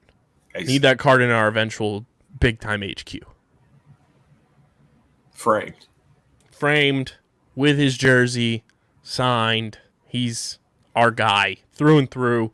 And I will say this, too. Colin Squires will be a guest during the offseason, hands down. That will be happening. He doesn't know it yet, but I'm sure he's been waiting for the call. It's happening. Trust us. Believe that. Before we get into the NLL schedule, I did want to put this out there, Deej. Tweeted it last night, Wednesday night, actually. We got a former D1 lacrosse player on Survivor. It's my worlds colliding. I knew about this happening since the cast list got leaked towards the end of season 42, but season 43, Noelle, former D1 lacrosse player, now a Paralympian, lost her leg in a moped accident, and flipped that into becoming a track and field Paralympian, and now she's on Survivor. So low-key, got some rooting interest there. There's a bunch of Philly people on this season as well, but very excited to see the lacrosse community on the big stage with Jeff Probst on Survivor. Yeah, I mean, it's going to be exciting. Her story is amazing, and the strength she has is always remarkable to see. Excited, that she's doing the Paralympian thing. Like, that's world record holder too. I mean, I can't even hold a world record now. Like, I don't think there is one I can hold. And she's able to turn what should have been a very negative thing into something very positive, and she uses her most down times to create strength for herself, which is just inspirational. And I think she's got great chances of winning, and it'll be amazing for the lacrosse world. I assume who will get behind her, and maybe they'll get more eyes on Survivor. Hopefully she plugs lacrosse in some way, which I'm sure she will. I mean, just naturally being a lacrosse player, you find ways to talk about the game. So it'll be exciting to see the flip-flop that goes on between lacrosse fans going to support her and what Survivor fans we can get to bleed over into the game. I do want to put this bat signal out there, too. If anybody has a connection to Noelle, also slide in our DMs, because I would love to have her on this show. Matt and I are working on getting some of the Philadelphia natives from this season on Underground Sports Philadelphia as well, because we obviously talk about Survivor on that show. But the Survivor lacrosse community crossover is big time. Myself, Colin Squires obviously wears number 39 because of Survivor. Joe Keegan, massive Survivor fan. Emma, massive Survivor fan. Like, there's a lot of PLL/Survivor fans out there in the world, and if anybody knows a way for us to get in contact with Noelle from season 43, please, please, please reach out to us. Hit us up in the DMs, because I would love to get her on this show and just, talk shop about Survivor, lacrosse, Paralympics, everything. It would be a really cool experience for us, for sure. So if you know Noelle or you know somebody that does, hit us up. The final thing on the docket here for this episode 240, the 2022-2023 NLL season schedule has been released. Things will get underway December 2nd, opening game of the season. Very near and dear to my heart, and very near and dear to the Jackson Bunch heart, as Kyle Jackson, Matt Rambo, Trevor Baptiste, and the Philadelphia Wings will head to Halifax to take on KJ's former team with the Halifax Thunderbirds. A lot of new faces in Halifax, a lot of old faces returning as well, but a bit of a new look Wings team as well, with Joe Rest-Terrets in the fold now, Chad Tutton in the fold. A lot of new faces here on this Wings team as well, but they get the nod for opening night 6 p.m. Eastern Time start on December 2nd against Halifax in Halifax. That is your first game of the season. And then your first games of the weekend look like this. This is your opening face-off weekend in the NLL for 2022-2023. So obviously Friday, December 2nd, there's the one game. And then Saturday, December 3rd, you get the Vancouver Warriors at the Toronto Rock, the Albany Firewolves at Buffalo, the San Diego Seals at the New York Riptide, which circle that one on your calendars because the boy might be flying in for that one. Just maybe. Then we get the Rochester Nighthawks at the Georgia Swarm, and then the defending champion Dylan Ward goaltender led Colorado Mammoth open their season on the road at Saskatchewan. So that is your opening face-off weekend schedule. Philly at Halifax, Vancouver at Toronto, Albany at Buffalo, San Diego at New York, Rochester at Georgia, and Colorado at Saskatchewan. I'm 6 excited. games ain't half bad. No, I think it's a good start to the season. I feel like there's a couple teams that missed out on playing opening weekend that should be. But Vegas. Colorado. But Well, Colorado's playing. They should just be playing home. But that too. And so, but overall, I think the weekend is going to be good. It's going to be a good start to the season. Last year was great opening weekend. I think much of the same energy. There's some good storylines heading in to the weekend. Obviously, everything going on with the Warriors lineup. Bouquet left, so they're going to have a new goalie. Sean Evans gets signed. I believe somebody else left or something that I can't quite put a finger on. I don't know if anybody left, but they've obviously got the Scanlon controversy going around their team still, and who knows if he makes the roster. But Sean Evans, obviously a big-time addition to that team. So we'll see how that works out. Vancouver's, we'll have our NLL team by team, division by division breakdown. We're going to do it like we did last year where we split the East into the Old North Division and the East Division and then do the West. But Vancouver has me scratching my head in so many different for so many different reasons, team construction wise, stuff like that. But, looking at the NLL schedule, it's going to be a fun season for sure. There's just a lot of head-scratching weekends, I would say. Obviously, you have opening weekend, 6 games across the board, 5 on the Saturday and 1 for opening night. But then you follow it up the next weekend with only 4 games in week 2. And then you go to week 3, and it's just a loaded schedule again. And then there's no week 4 listed, even though the following week should be week 4 because there is a break for Christmas. But then you look at week 5, which is December 30th and 1 game on December 31st. There's 3 games that weekend. We've talked about it, and I think the very first time it was really brought to the forefront was in the post-game press conferences of the PLL championship game when Josh Byrne was asked about, just playing in so many seasons back to back to back to back, and something we have to account for, especially this year in the sport of lacrosse. You look at what these chaotic bandits and Dylan Ward have had to kind of endure on their bodies. They play in an NLL championship in 2021, grueling NLL season all the way through from December to May into June. Then they come out and they're playing in a PLL season, trying to get up to speed in a different format of lacrosse. Obviously, box and field have a ton of differences. And, we talked to Ian McKay later on Sunday, and I don't know if you heard him say, he said he didn't feel comfortable playing field lacrosse until DC. That's a problem. And then they're playing this PLL season, playing in a PLL championship game. Now they have about, 2 weeks off before World Games tryouts. And then a week off in between there before training camp starts for the NLL. Then a full NLL season starts.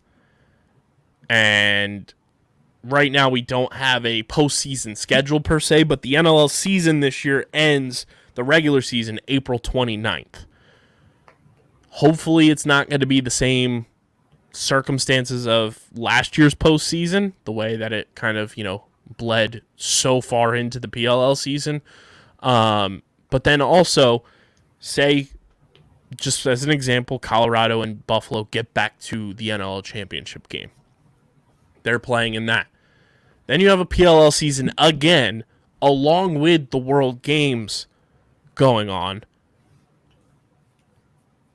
Like, these guys' careers are potentially getting shortened because of all of the wear and tear that's going to be going on with their bodies over the last 2.5 years. Yeah, you got to figure out a way to space things out and give some breaks and work with fluidity, and the PLO wouldn't mind. I won't speak for them, but I'll say I wouldn't see them having a problem if the NLL season ended a week before theirs, and maybe those guys come in and sit opening weekend because they're tired, and then they hop in week 2, or it bleeds into a week and they sit week 2 and they get in week 3. That's not a problem. But those guys came in, some of them week 3, some of them week 4, and then still took a week to rest before getting into action. Like, that's a problem. Now guys aren't playing till week 4 and 5.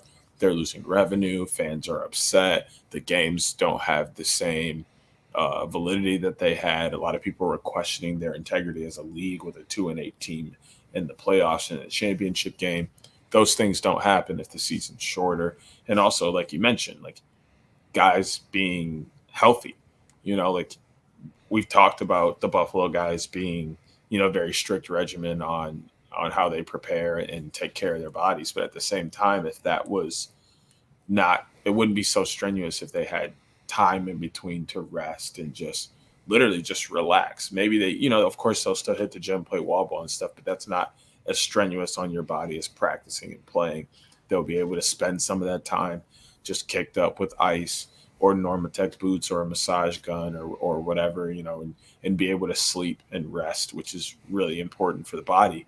They're just not getting that right now. And I think there's a lot of ways to lengthen the time in between seasons or add in built-in bye weeks to give them time versus cramming everything into the year.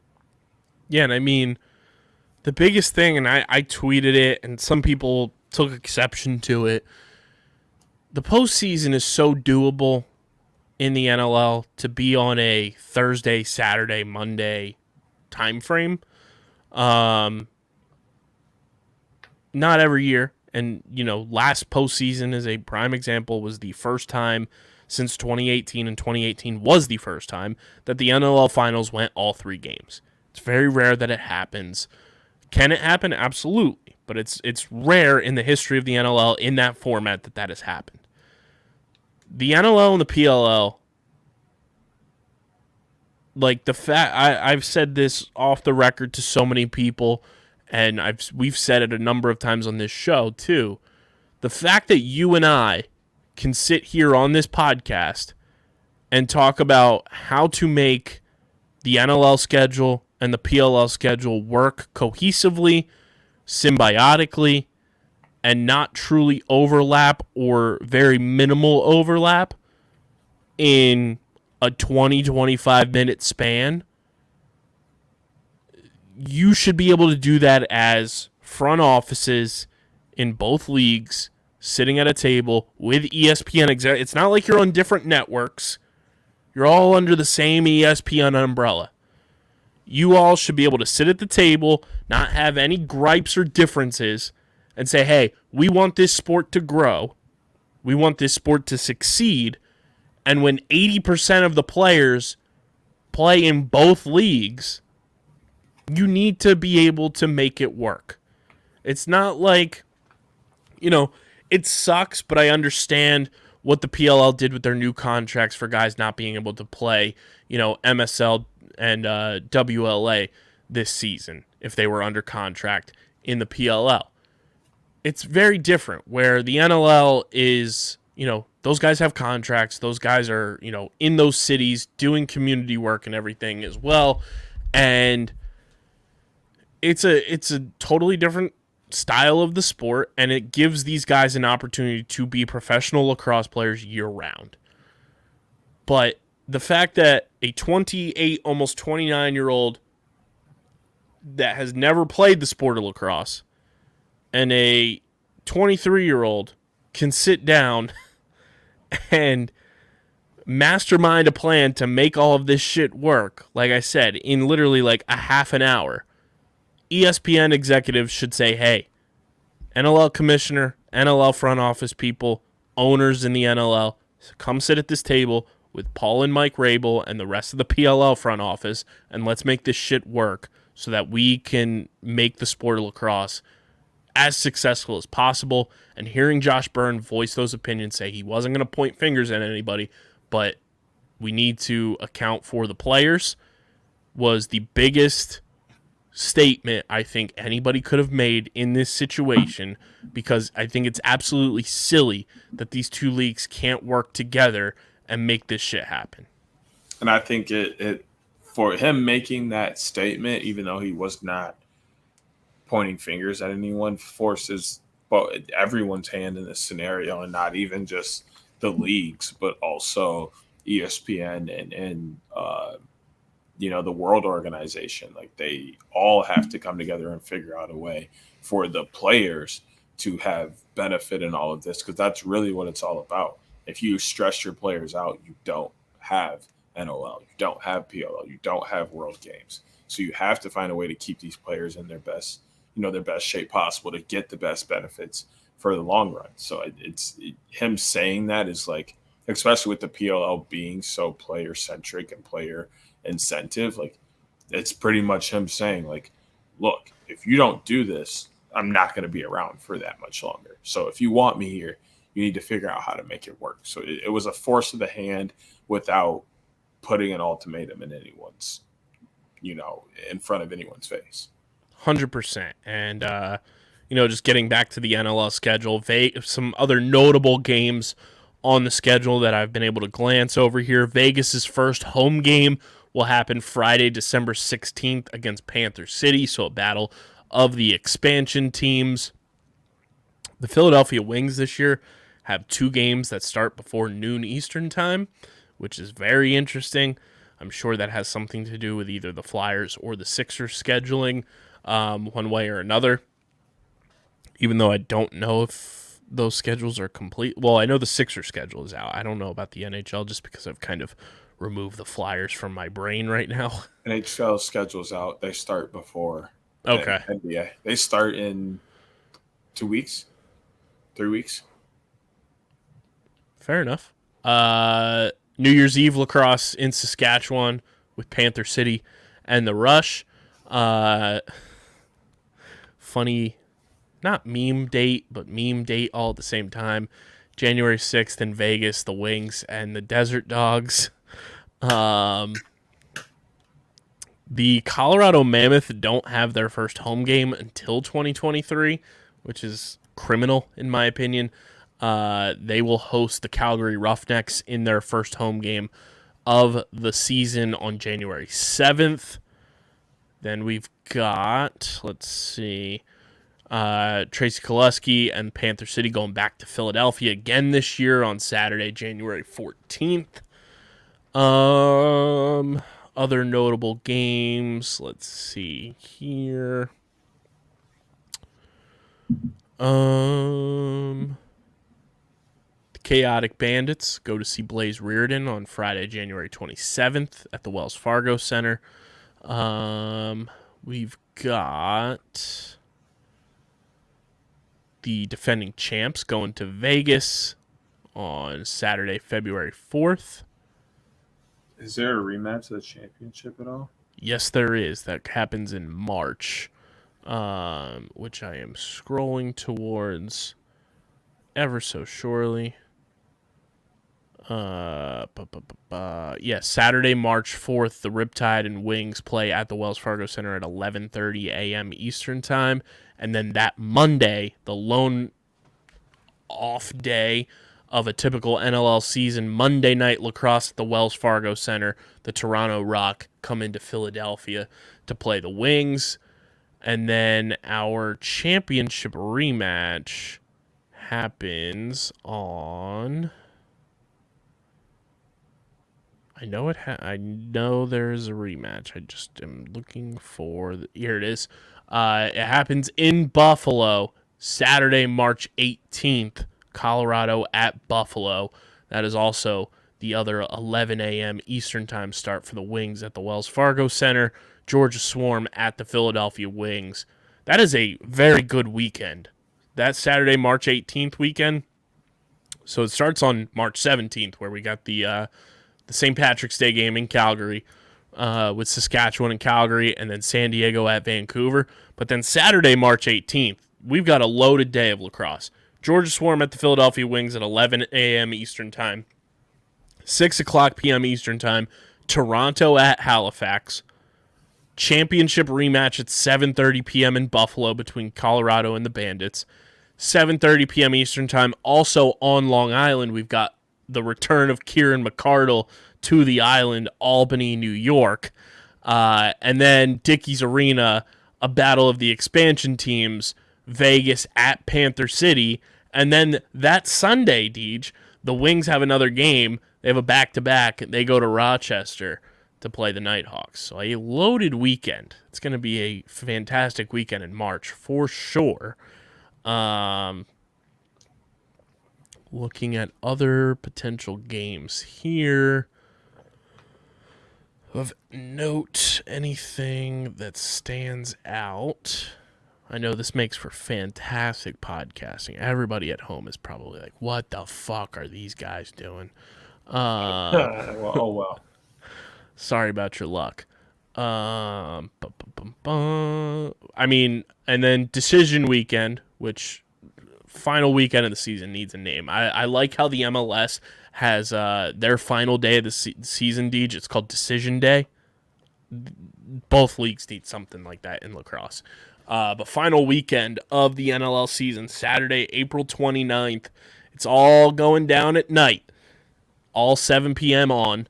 Halifax at Georgia. Philly at Rochester. Buffalo at Albany. Colorado at San Diego. New York at Vancouver. And Saskatchewan at Vegas. That is your final day of the regular season. That's going to be a crazy day. There's going to be like 3 or 4 teams needing a spot. Somebody's going to lose. Somebody's going to win. It's going to be a team that I don't want to lose that's going to lose. And it's going to hurt my heart. Preparing myself now. It's going to be a wild weekend for sure. I'm excited. Obviously our PLL season just came to an end, but with the NLL on the horizon, the largest schedule in league history, 135 games that we will be covering this year. 36th season of the NLL gets underway December 2nd, Philadelphia at Halifax. It's going to be wild.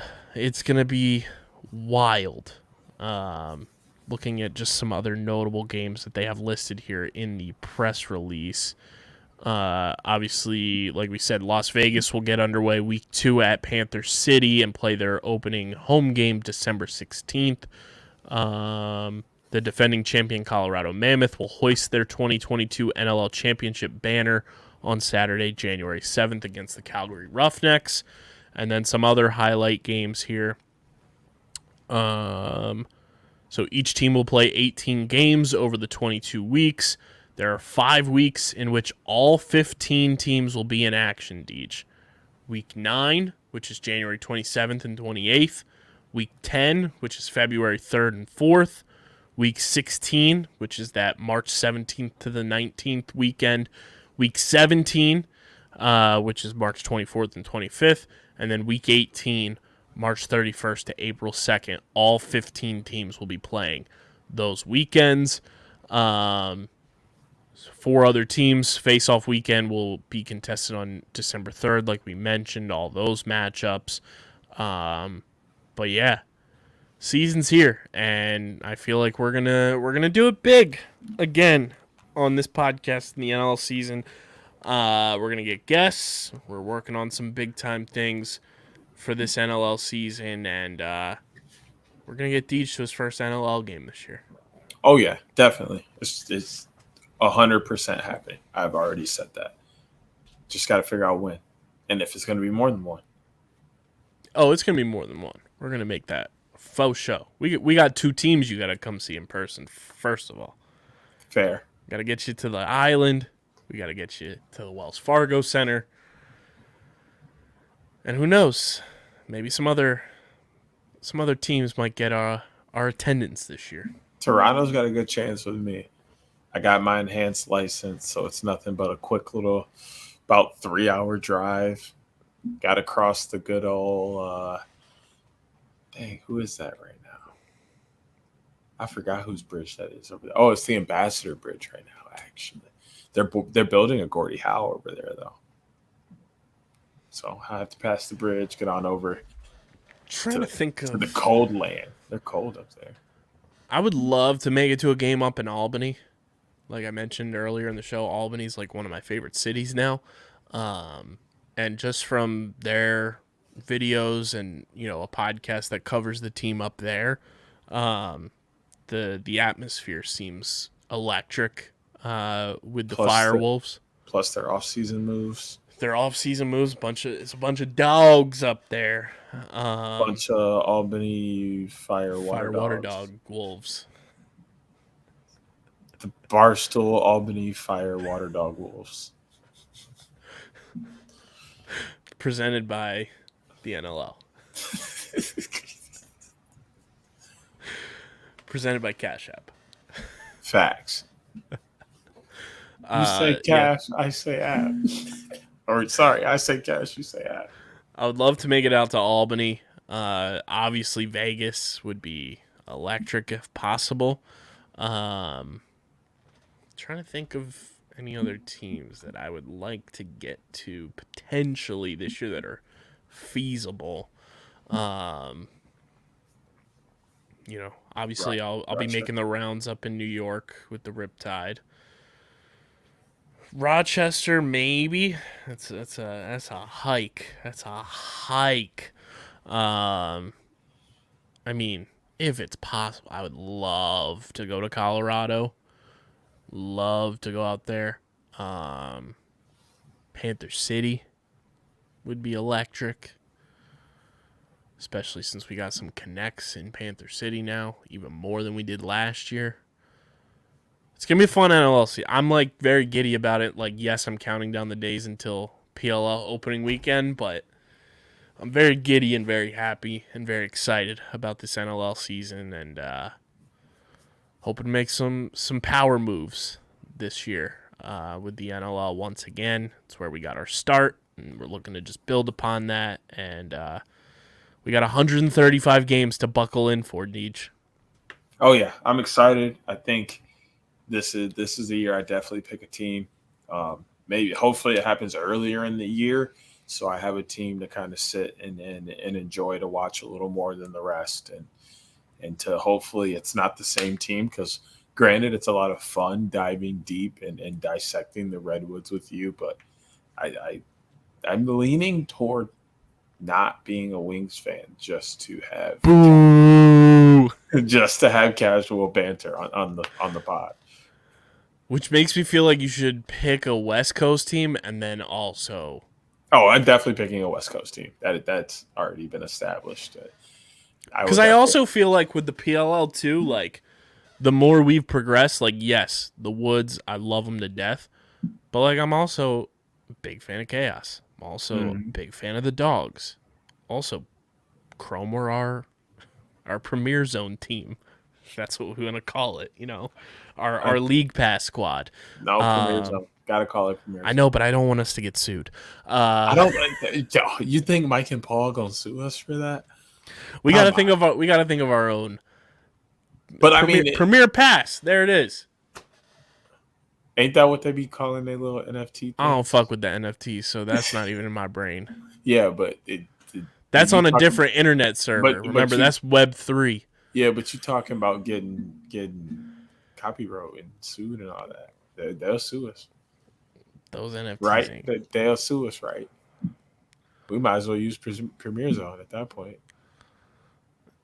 NFTs ain't worth shit, y'all. Just so you know. We do know. Well, just for the listeners at home, which I do have to talk to you about something off pod. Speaking of that, because it's very, very funny. But yeah, NLL season on the horizon. Get set. We're gonna have more guests as we have this little off-season lull before NLL training camp gets underway. But can't thank you guys enough for the support, the love when we were out on the road this summer. Just listening to the pod, downloading it, sharing it with your friends. I know episodes were quite long, but for the real ones that tuned in and also started getting on board, towards the end of the NLL season last year when we, put the pod on YouTube as well. It really, really means a lot to myself, and I know I'm speaking for Deej as well. The support this summer was crazy. Meeting a bunch of you out on the road this summer was crazy. Being recognized was crazy. And I can't wait to do it all again. The PLL has a near and dear place in my heart, with our company's heart, and especially when champions are crowned in Philadelphia. It means a lot to me to see just, my city putting on for a sport that really elevated, the stature of our media company and what we're able to do. So from the bottom of my heart, thank you. And we're just going up from here. We're on the verge of 250 episodes of this podcast, which is crazy. Quarter of a way to a 1K. It's nuts. The show is wild. And being able to just chop it up with a homie for life now every single fucking week is awesome. I look forward to Thursday nights every single day of the week because we just get to talk about a kick-ass sport and just chop it up, and it's really fucking cool. So I appreciate every single person who tunes in, whether it's on audio, video, or both, and just hope you continue rocking with us. Yeah, I do it for y'all, so thank you. I'm not going to get too sappy right now. I'll save that for end of the year, but it's big help what you guys do for us and tuning in. But yeah, dude, looking forward to Thursdays is an understatement. Being able to just shoot the shit before and after is really something I don't take for granted. Like, you're one of the few friends that I talk with consistently week to week basis and chop things up. So that's one thing I'm very happy Lacrosse has given me, is it's continue to giving me friends throughout the years, and meeting up with people throughout the summer is also amazing, because it's like Lacrosse continues to bring great connections into my life. That's probably the best thing about the game. And once we figure it out, if it is possible, obviously our schedules are crazy, we'll let you know. But the NLL, it do be kind of wild, and DJ and I have taken into account that it does suck that we sit here on episodes every single Thursday night recapping games that happened on Friday, Saturday, Sunday.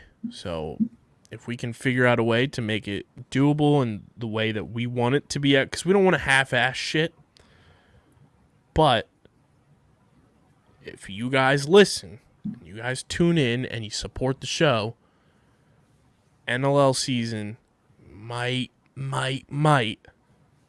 just maybe, potentially, go back to 2 episodes a week. I'll leave it at that. Big thank you to Coach Copeland, world champion Andy Copeland, for hopping on the show. Big thank you to our sponsors, Tomahawk Shades, Pickup, Kenwood Beer, and Bino Board. All their info is linked in the show notes on audio and in the description on YouTube. Make sure you guys are following us on the socials at OTB Laxpod, Twitter, Instagram. Follow DJ on Twitter at SCS_next great. Follow me at KBIZZL311. Follow the network account and listen to that podcast, Underground Sports Philadelphia at Underground PHI. Subscribe to the podcast feed, Apple Podcasts, Spotify, wherever you get your podcasts. Share the podcast with your friends. Tell them NLL season's coming up and tell them we got the hottest fucking podcast on the block coming for you. And let them know that we get the hottest guests in the game. So download the podcast, share it with your people, leave those 5-star ratings and reviews, and search Underground Sports Philadelphia on YouTube and subscribe to the YouTube channel where you get full video episodes of the Outside the Box podcast, plus every single Underground Sports Philadelphia podcast in video form on our YouTube channel. It's where you're going to get our PLL card opening videos. It's where you're going to get the hottest content on the block when it comes to the lacrosse game. So go subscribe to the Underground Sports Philadelphia YouTube channel. Smash that like button. Ring the bell icon. Comment down below what games you're excited for this NLL season. Your thoughts on the PLL All-Pro teams. What you're most looking forward to in the new top set. And how you're feeling about the World Champion 2022 Waterdogs Lacrosse Club. And your expectations for the 2023 PLL season. Because I don't know if you saw the boy Hutton Jackson tweeted out, DJ, I know you don't gamble, but it is a good gauge of where Vegas is looking at the odds. Already got those futures odds out for the 2023 championship game, which is very exciting. Oh yeah, plus NLL season's here, but February, the championship series is coming. You already know we're locked and loaded for that as well. So stay tuned for content from the championship series. But until then, this has been episode number 240 of the allegedly award-nominated, number 9 question mark ranked, and of course viewable on YouTube, Outside the Box podcast, part of the Underground Sports Philadelphia podcast network. For Deej, I'm KB. Thank you all again for a phenomenal 2022 PLL season. Shout out to the Waterdogs Lacrosse Club, champions of the world. But until next time, we're getting the heck out of here. Peace.